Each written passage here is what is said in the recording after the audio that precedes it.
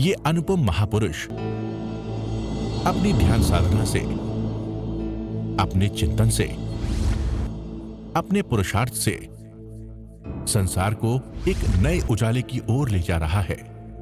उजाला ज्ञान का, उजाला ध्यान का, उजाला उच्चतम शिखर पर जाने का। देखूं साई, मैं तो शिव में देखूं साई, शिव में देखूं साई, मैं तो शिव में देखूं साई। हमारी सारी साधना जीव को लेकर के है। आज तक हमने अनंत जन्मों में किसका चिंतन किया? पुद्गल का चिंतन, अजीव का चिंतन।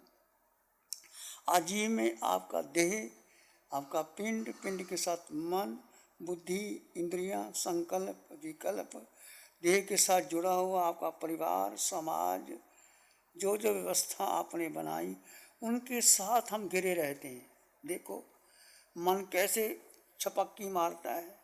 ध्यान में बैठे हैं, कभी मन दुकान में जाता है, कभी घर में जाता है, कभी भोजन में जाता है, कभी किसी के वस्त्र पर जाता है, कभी किसी के चेहरे पे जाता है। जैसे पुद्गल की तरफ गया मन, कर्म का बंधन, जैसे जीव में स्थित हुए तो वो कर्मों के निर्जला।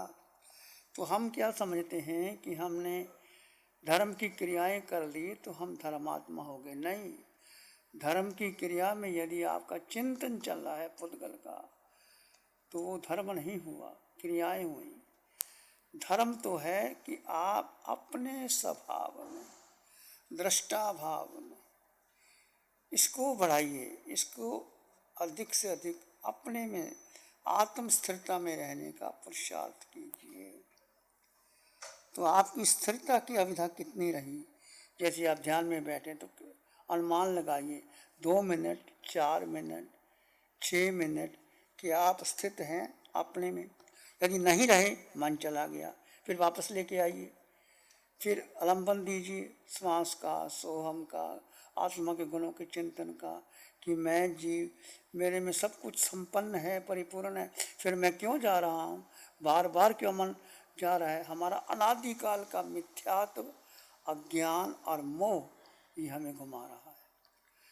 तो जो आप शिविर कर रहे हैं, आपकी धीरे धीरे परतें टूटेंगी, एकदम नहीं होता, परंतु आपकी जितनी प्रगाढ़ श्रद्धा जीव के प्रति हो गई कि मैं मात्र जीवात्मा, बाकी मेरा इस संसार में कुछ मेरा नहीं। चाहे आप परिवार में रह रहे हैं, चाहे आप ध्यान कर रहे हैं, चाहे आप कुछ क्रिया कर रहे हैं, केंद्र बिंदु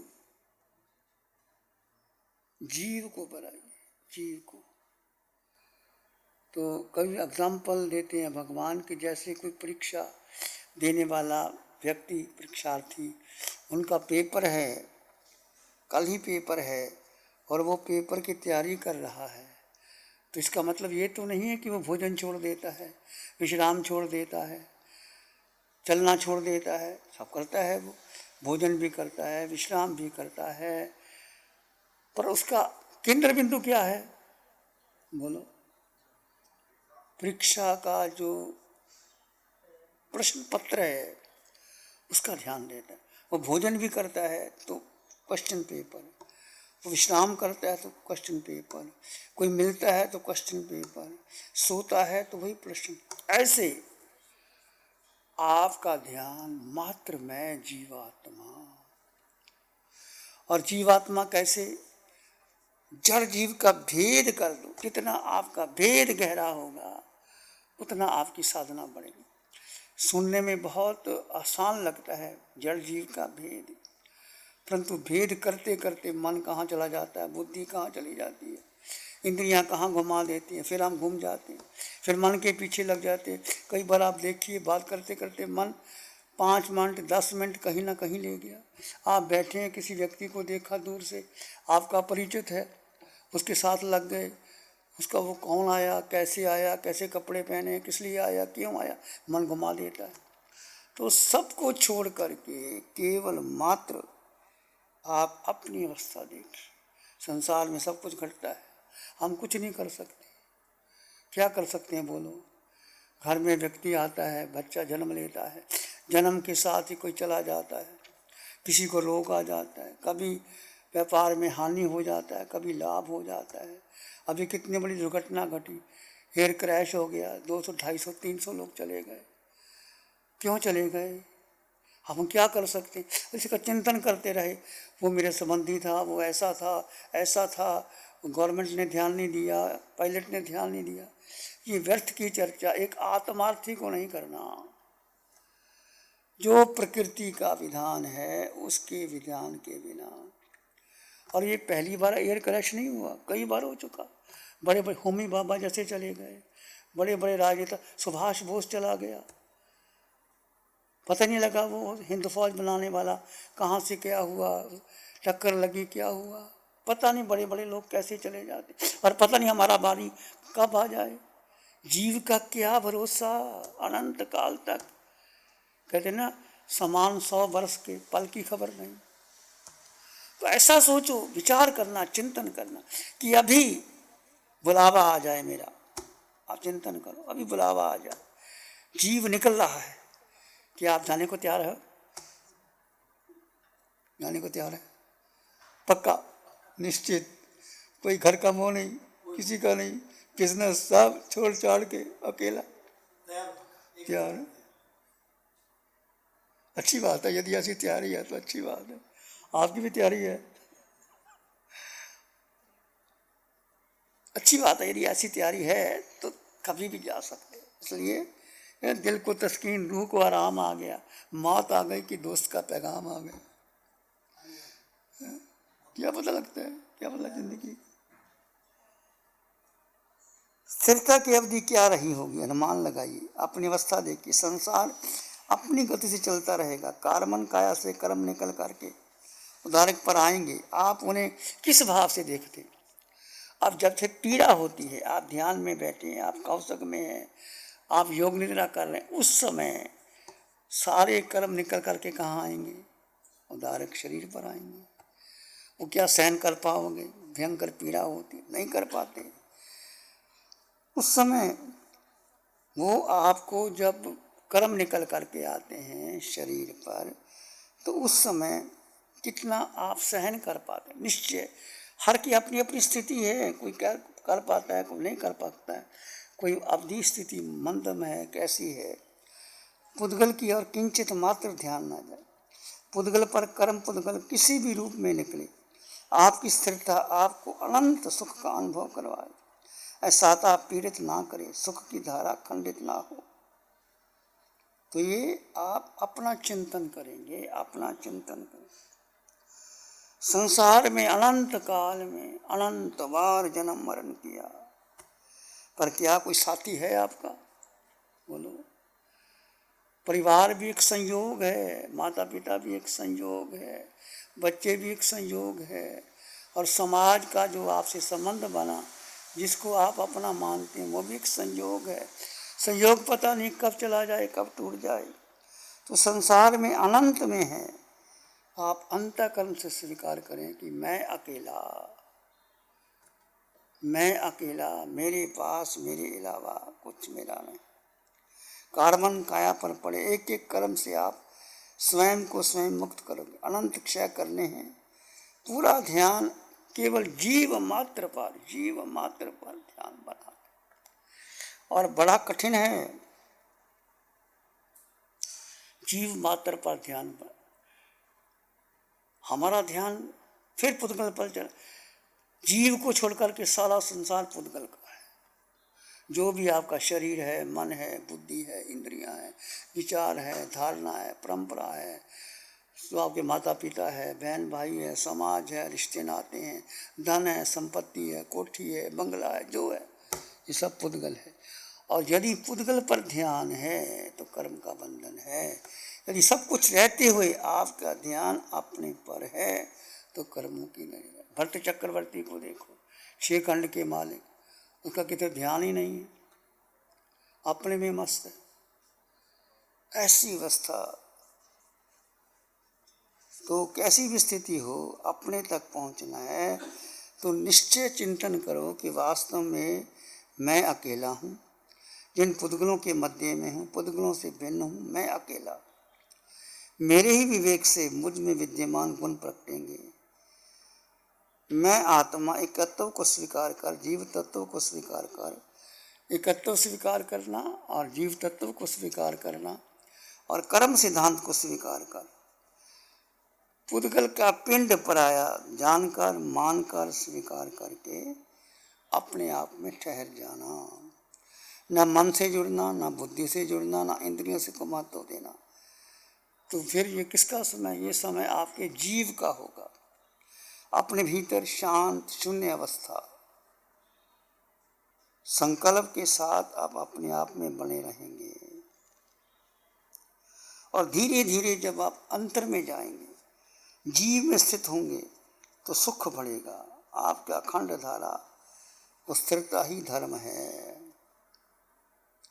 निर्विचार निर्विकल्प अवस्था, पूरा ध्यान जीव में बना रहे। एक है क्रिया स्थितियाँ, क्रिया में धर्म नहीं, अक्रिया में धर्म। अक्रिया का मतलब जीव अपने स्वभाव में है, कुछ करना नहीं, कुछ जाना नहीं, कुछ पाना नहीं, अकेले मौन शांत हो जाइए और कुछ नहीं करना, आप अपने आप में बने रहिए। आपकी आत्मा में अनंत सुख अनुभव किया, क्योंकि अनंत ज्ञान आपके पास है, अनंत दर्शन आपके पास है, अनंत सुख आपके पास है।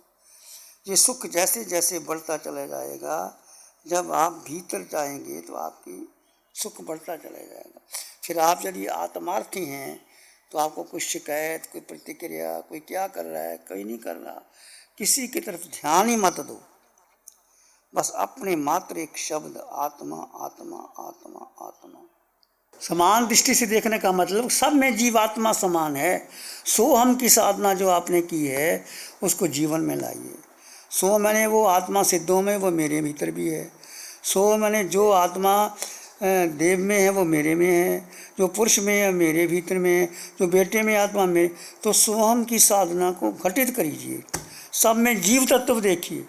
जीव तत्व देखोगे तो कोई भेद होगा ही नहीं, ना पुरुष ना स्त्री, ना छोटा ना बड़ा, ना काला ना गोरा। तो जीव तत्व देखोगे, जीव के गुणों का चिंतन करोगे, सुख जीव में है, शक्ति जीव में है, ज्ञान बीज में है। ये अनादिकाल का अज्ञान और मिथ्या तो भारी है कि आप टिक नहीं पाते। जैसे जैसे आप इसकी गहराई में जाओगे, चिंतन करोगे, तो पढ़ते उतरती चली जाएंगी। आप जीव में स्थित रहने का पुरुषार्थ करोगे। भाई समान ही है, कोई अलग है कोई नहीं। कि आप भगवान की दृष्टि से देखो ना, केवली भगवान, वहाँ पशु पक्षी भी आते हैं, मनुष्य भी आते हैं, रागी भी आते हैं, राजा महाराजा आते हैं, भगवान सबको समान देखते हैं। सब में जीव देखो, दृष्टि बदलो। एक है कर्म दृष्टि, एक है जीव दृष्टि। कर्म दृष्टि है किसी को छोटा बड़ा करके देखना, जीव दृष्टि सब में समान देखना, कोई छोटा नहीं, कोई बड़ा नहीं। उस दृष्टि से दृष्टि बदलो अपनी। तुम्हारे घर में सेवक है वो भी समान है, तुम्हारी माँ वो भी समान है। तो जीव दृष्टि से देखो, शरीर की दृष्टि से देखना ही नहीं है। नहीं समझे? आत्म दृष्टि का मतलब क्या? सब में समान आत्मा। सोहम की साधना जो आपने करी है उसको जीवन में लाओ। ये साधना बहुत गहरी है, जन्मों जन्मों की परतें उखड़ सकती हैं। और ये साधना 24 घंटे आप अपना केंद्र बिंदु बना लो। उठते बैठते चलते सोते खाते पीते। जैसे किसी व्यक्ति को रोग हो गया है, डॉक्टर के पास गया तो उसका ध्यान का उस रोग की तरफ जाता है, मेरा रोग कैसे ठीक हो जाए। एक परीक्षार्थी का ध्यान परीक्षा में रहता है, एक व्यापारी का ध्यान जब वो व्यापार करता है उसका ध्यान कहाँ रहता है कि अधिक से अधिक मुझे प्रॉफिट कैसे मिल जाए। एक गृहिणी का ध्यान कहाँ रहता है जब भोजन बनाती है, तो सारा ध्यान उसका भोजन में होता है।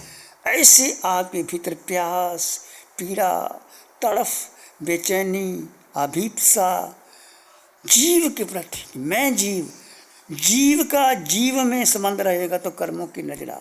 जीव जैसे पुद्गल में गया, पुद्गल का मतलब जो आपका पिंड है, जो आपका मन है, बुद्धि है, इंद्रियां हैं, किसी को देखोगे।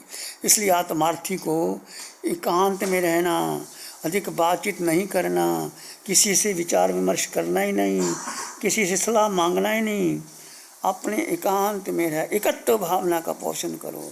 जीव अकेला आया अकेला जाएगा, कोई संगी साथी नहीं। अनंत काल में अनंत जन्म कर लिए और कर लेंगे। यदि जीव में स्थित रहोगे तो भाव परंपरा कट जाएगी।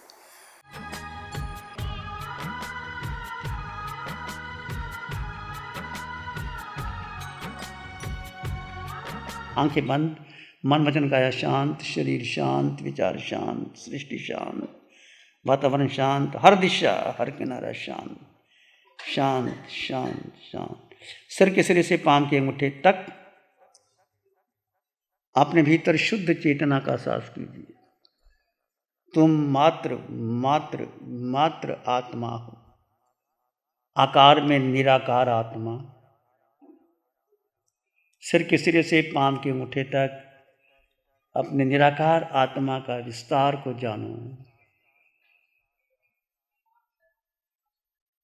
आत्मा के विस्तार को जानो, आकार में निराकार को जानो, आत्मा के विस्तार को जानो।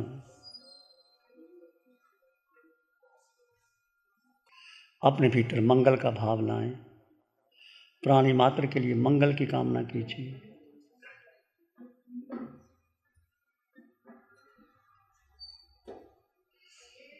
नमन करें हम धर्म को,